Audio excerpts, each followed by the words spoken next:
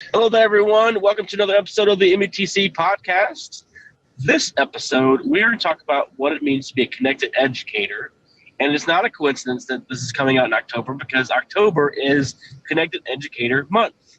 And so I had to kind of go through my list and see who is the most connected person I know. And that person wasn't available. But I did find a guy that is pretty awesome. And I'm going to give you a rundown of who he is, and then he's going to correct me and add stuff to it. So Andy Wall has an amazing job in the Orchard Farm School District. I say it's an amazing job, one, because it's amazing. Two, because I don't know what the official title is. I know that he has presented at Mornet. I know he's presented at METC multiple times. I know that he is not owner is not the right word, but he co-runs the MoEd chat Thursday nights on 9 o'clock. I know that because he roped me into moderating the October 4th MoEd chat. And so what am I missing, Andy? Tell everybody what you are, and welcome to the show. Well, thanks for having me. Like I said, you said my name's Andy Wall. I work in Orchard Farm. My official title is innovation class teacher. What does that mean is anybody's guess at any day. We do a lot of different stuff and try to really work on building kids' creativity and give them experiences in all the latest and greatest of technology. And as far as MoEd Chat, I'm a co-moderator with, I think, 7 or 8 other people. Okay. And thank you for letting me rope you into that as well. No problem. I'm excited to do it. I've got everything all set up and ready to rock, so I'm excited to have that discussion around the ISTE standards. So those who are listening to this now, you missed a great discussion. Go back to MoEd Chat and check that out, because this is coming out after that chat. One of the greatest chats we've ever had, I think. I can predict that. Of course, it's going to be off the chain. But that's awesome. You got a job that encourages students to create. I know you're super busy, so you probably haven't checked this out, but the episode that just came out was all about creation with Matt Weld, and his part 2 is coming out this coming Friday. So it's all about creating, and so you're probably doing everything that he talks about. So that's awesome. Yeah, we got another connected educator there. Absolutely. So our topic today is being a connected educator, and so let's first get into what that means, and then we'll kind of go from there. So what does it mean to be a connected educator? I think everybody's got probably their own vision or version of that. For me, it's, knowing a lot of people that I can get a lot of ideas from, anywhere from within my own district to the whole world, really. I mean, there's a gentleman in Australia and another one in New Zealand that I've had the opportunity to meet through the Sphero Hero program, and I get a lot of ideas from them. And not just getting ideas, but having somebody to talk to and talk problems through, and validate each other, because that's a pretty important thing in education, especially if you're on the fringe of not doing the standardized stuff, I guess you could say. Yeah. So making sure that an educator is not doing everything by themselves. With a silo, task. The silo thing, exactly. Getting out of the silo. And then the connected piece, I think a lot of people take it kind of beyond their own building. I think within the district is good, but beyond the district is even better. But I think definitely beyond the building. So it's just about branching out. It's my kind of thought on that too. Yeah, absolutely. I think a balance is good too, though. I mean, I think there's definitely people within my own building that I get ideas from, and within our district and everything too. So I wouldn't go real heavy either one way or the other. I just kind of let it work, whatever works best for you. Absolutely. I think what's it called? Diversification. There you go. It's not just in portfolio and stocks. It's in your connectedness as well. Yeah, I agree. Because you definitely should have some awesome educators in your building that you can reach out to and do that as well. And that's not to put, not so you can't do that, obviously. Right. Yeah. So looking at being connected, how can someone get connected? What does that mean? How do you do that? Well, I think first you got to get yourself out there, and Twitter is a big one for me, and that's really where a lot of my connections have come from outside of my district. But getting in there and sharing what you're doing and sharing, what you're feeling and looking for those answers that you have questions to is really because when you post a question on Twitter and you hit it on a Moed Chat hashtag or something like that, you're going to have so much more visibility and many more people can offer their opinions. And then from that, I guess, the conversation continues, and then you get, you make connections, you make friends or tweets or whatever the correct term is. But I think it starts with getting yourself out there and really making an effort into it, branding yourself, so to speak. Absolutely. Yeah, I couldn't agree. Just making that effort, reaching out, and Twitter's a big one for me as well. Obviously, I'm just amazed the amount of resources you can get by sitting in an hour, and for some that is kind of overwhelming, right? It's a challenge at first, but we're all there to support you, and everybody works together. So, so we'll take 10 seconds for Connection ID. Did you know every Thursday evening at 9:00 p.m. the Moed Chat happens on Twitter? If you are not on Twitter, or if you are on Twitter, please join us each Thursday as we connect with educators around the state of Missouri and around the world to talk about various educational issues. 9:00 Thursday. See you there. Yeah, that Twitter chat that's taking a lot of practice. But there's different tips you can. I always have a folder where I dump resources in there so I can come back to them because it flies. It's amazing how fast an hour can go talking around a topic. So as the creation teacher, the innovation teacher, do you help your students get connected? I don't have them tweet out or anything, but anything that they make that's really cool, you can bet I'm going to share it. So if you look through my Twitter feed, you'll see things that kids make all the time. Like a student actually just about 20 minutes ago brought up to me a Lego puzzle box that he built, and I'll probably post that here in a minute. But that's kind of the way that I get them connected. I know that a lot of the teachers in my building do other things because they're more of the general classroom. I think is really a good place for that. For me, they're in and they're out so fast that it doesn't always work out. But they're doing a global read aloud right now, and then our librarian just did a connection for the where you guess where they're from. Can't think of the name. Mystery Skype. Mystery Skype. Yep. Yeah. So I think it happens a lot all around our building and stuff. So yeah, I'll be honest, I'm not the best at it with getting kids involved in it and stuff. It's something I'd like to look into in the future here. Well, I don't know if that's exactly true. You're being pretty modest there. If I do recall, you did have two of your own students on my podcast sharing one of their awesome tools, and then that led to them being featured in a TV interview. Yeah. All right, this time we're going to take a quick reflection break. So, how do you get your students connected? In what ways do you integrate connection into your content? Think about it and share your ideas out at hashtag METC podcast. Thank you for sharing. Back from another commercial break. Yeah, another commercial break. I think it's worth noting that the both of us are sitting in our cars doing this. Absolutely. So, pardon the interruption. Yeah. But we're back to our regularly scheduled program. So, back to you connecting your educators. So, you say, oh, well, I don't really do a good job of it. But you did get two of your students on the METC podcast, which is not a huge deal, but it's a pretty big deal. I'm honored to be here. So. And then that turned in, didn't they get to be featured in an interview on TV?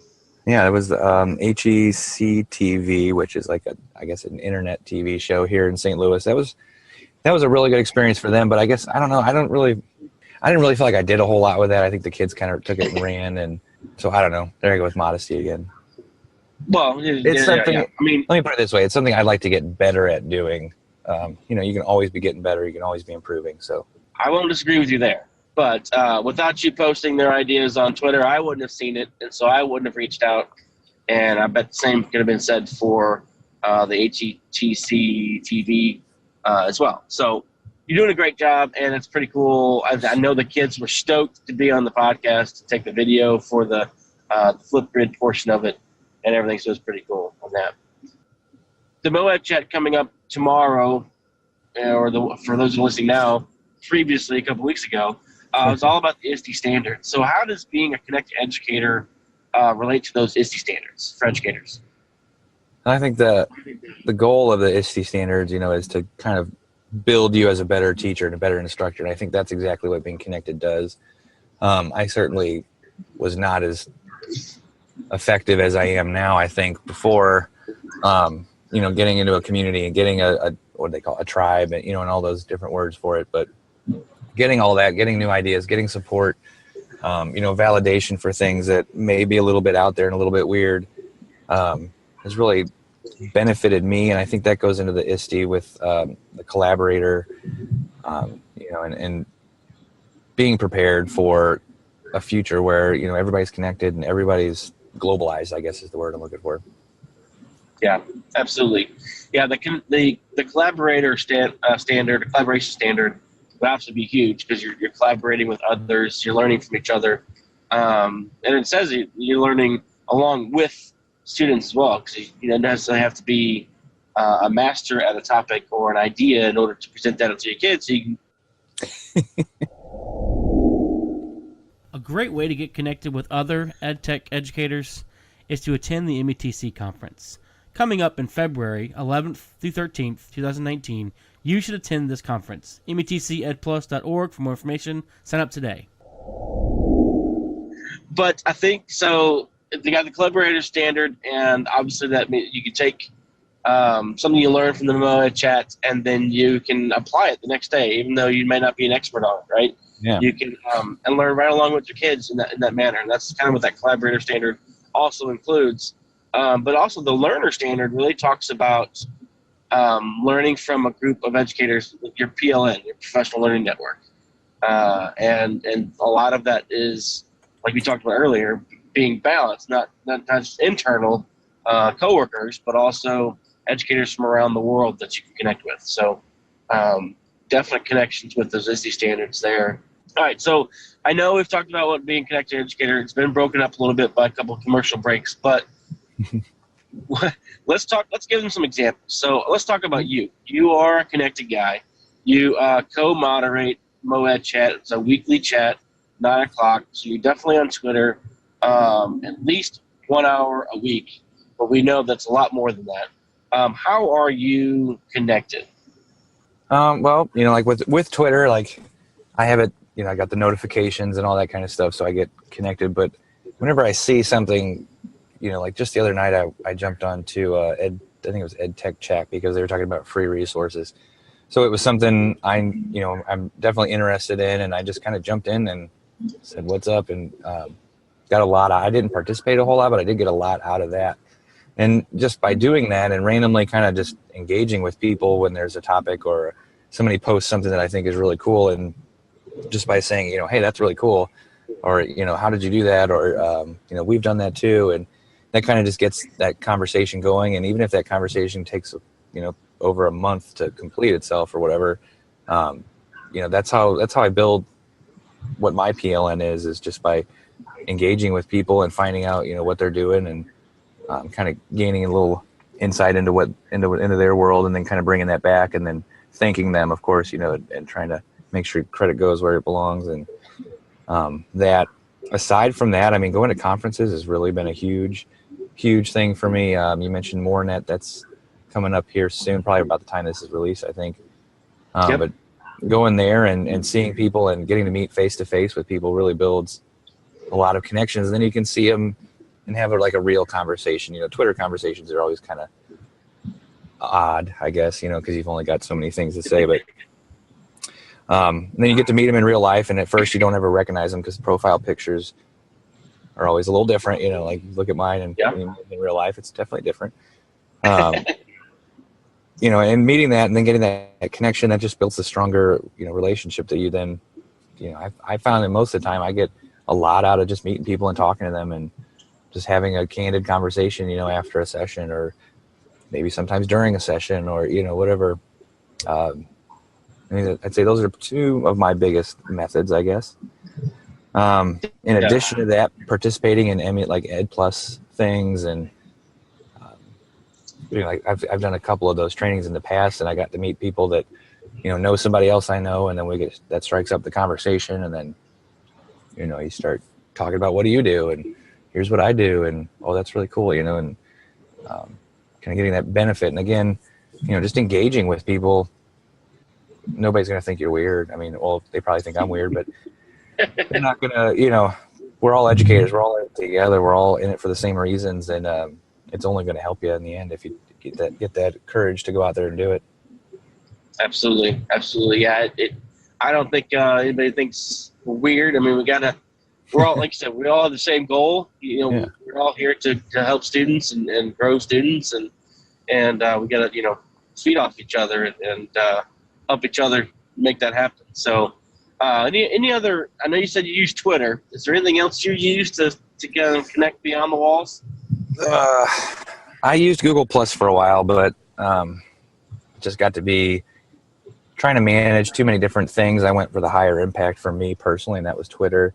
I try to connect with parents and stuff through a Facebook page for our classroom, and I have an Instagram page through our classroom, and I would like my Twitter hashtag, and that kind of stuff. But I mean, really, it's meeting people in person at various events and Twitter, but that may not be the same for everybody. I know a good friend of mine she pulled herself off the Twitter, and now she's doing Instagram because that's more effective for her. That allows her to reach, her PLN, if you will. And I haven't done the Instagram one from like a professional, like meet other teachers method, but I've heard of a lot of people doing it that way.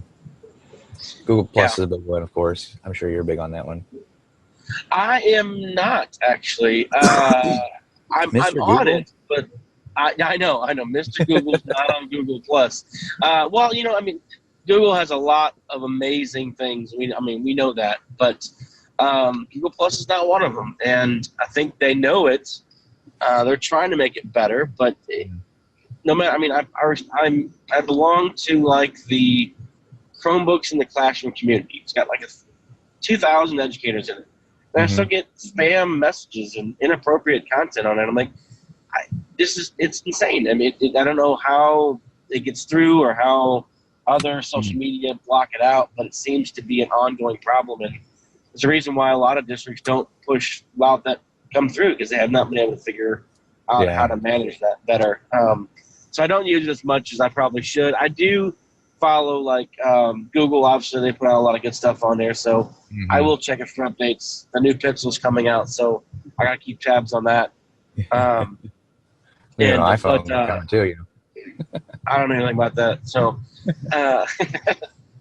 but what about, have you done any dabbling with Voxer? Oh, Voxer, yeah, I didn't even think about that one. Sorry.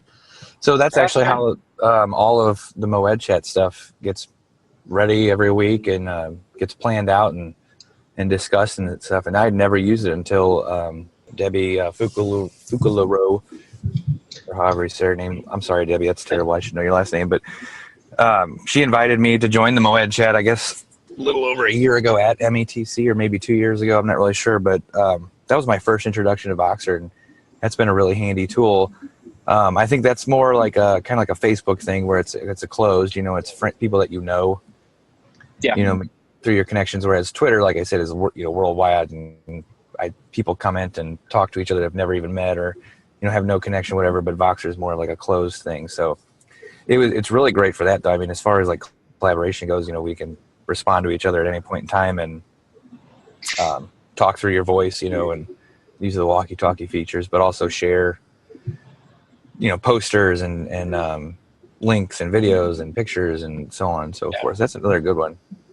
Yeah, Voxer's very cool. I like, there's a lot of things I like about it, and there's a couple things I don't like about it, but I love the fact that it's audio because, I'm on the road a lot, and I like being I can hit play, and it plays through my speakers, and it'll just run through the whole conversation. I can get caught up. I can just, tap the button that says record and put the phone down on the seat and start talking, and it collects my thoughts. So it's nice so it's safe in that regard. and it's just like I said, it's not just audio. You can also share links, you can share pictures, you can type in messages, all of that thing. So it has all the different areas, and it has that walkie-talkie feature too. So it's pretty cool. I've been in groups. I did a book study last year via Voxer, and it was very interesting just to be able to have that conversation via that way. And it just gives you a connection that's pretty cool. So it's definitely one that I would recommend using. The only thing I don't like about it is the notifications. I was going to say the same thing. If you have your notifications set on and you're in an active group, man, your phone will vibrate like crazy. I've got it stuck now where one notification is on no matter what, and I cannot find where it is. So it drives me nuts when there's that little red one on something because I'm like, oh, I missed something, but it's been there for like 2 weeks now. And I guess, I don't know, it must be a bug or something, but it's like, I can't get rid of it. I'm trying to get rid of it. I can't get it. It will go away. It's funny.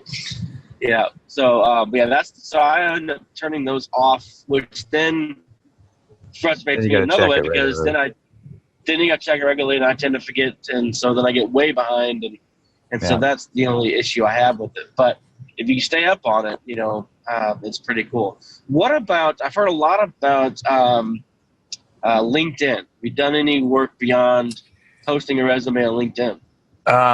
Okay, so I'm on there. I'll be honest, I haven't used it.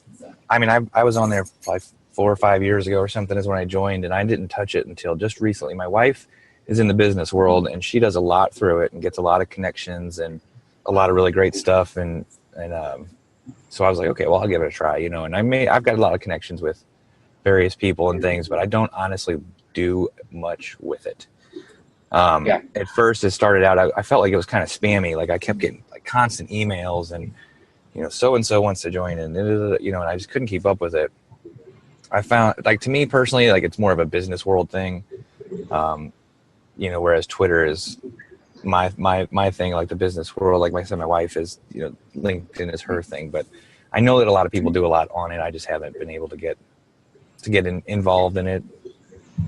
Yeah, and I agree. I tend to think the same way. It's more of a business thing, or at least a job search type thing. Yeah. So, and I'm not looking for a job, so I'm good. So if you're looking to go somewhere else or looking to see what's out there, I think that's my take on it. Now, I've heard from other podcasts that's just not. There's more to it than what we are aware of, I think. Yeah. And so like the Start It Up podcast I listened to with Don Retrick, he talked about how he gets his kids on LinkedIn because he teaches high school and starts creating a profile and putting information out there because his students are eventually going to be looking for a job. And we talk about getting kids connected. There are company leaders, there are organization leaders that are on LinkedIn that are not on Twitter. And so they can connect through CEOs and big time business folks through that way. So it's kind of cool. So I never really thought of that aspect. I guess because I'm a 5th grade teacher, right? They wouldn't get anything out of it. But I mean, not to say that you couldn't find authors and stuff like that on there too. So you're also getting those kids to start creating a positive footprint and helping them build that post-school life. I think that's genius. Absolutely. What do you expect from Don Electric, right? Yeah, he does some good work. He's awesome. Yeah. So all of this, we've got Voxer, Twitter, Instagram, Facebook, LinkedIn. We didn't even talk about Snapchat. Slack? Oh, Slack. Yeah, okay. Talk about Slack. I started that with the Sphero Heroes program.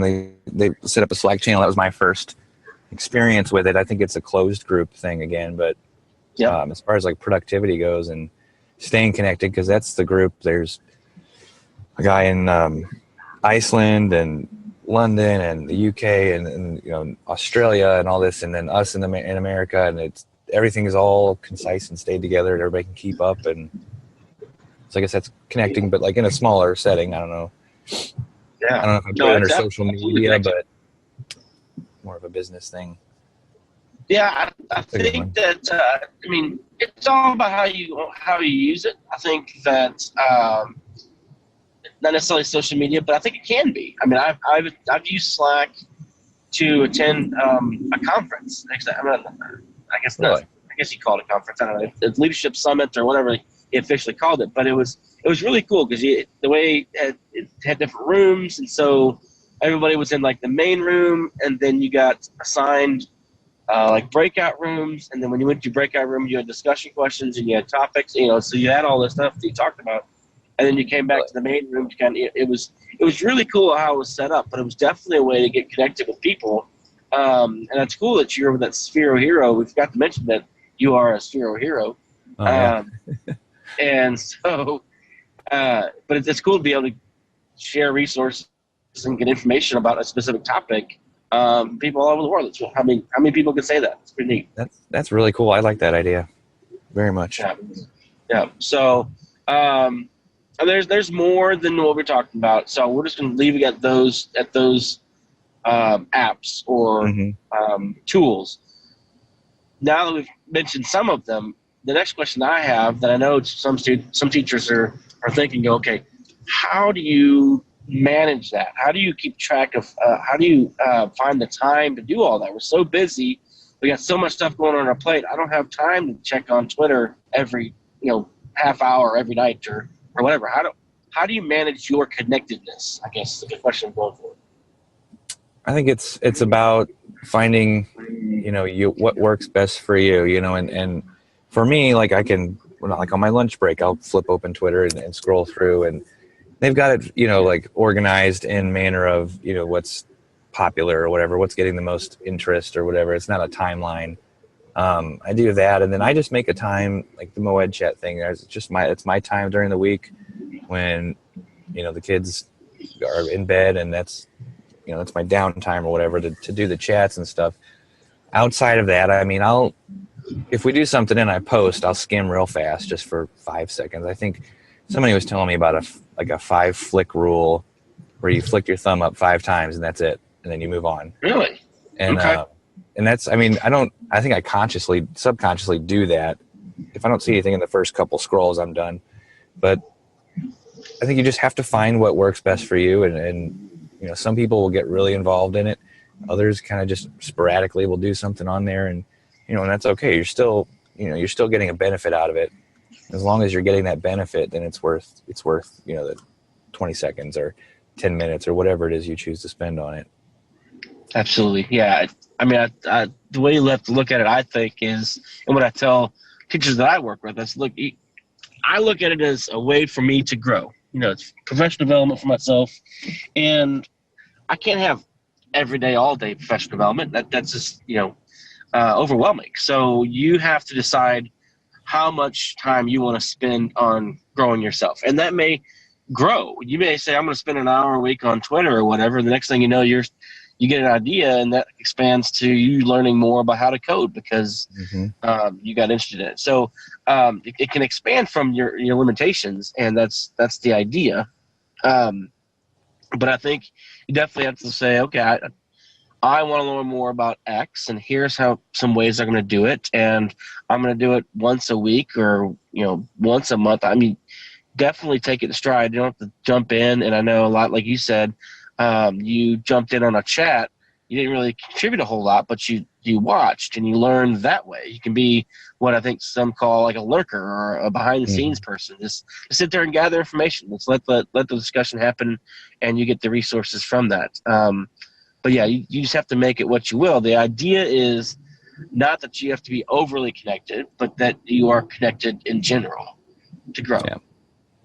And it's, what's overly connected is different for everybody. Some people are very Absolutely.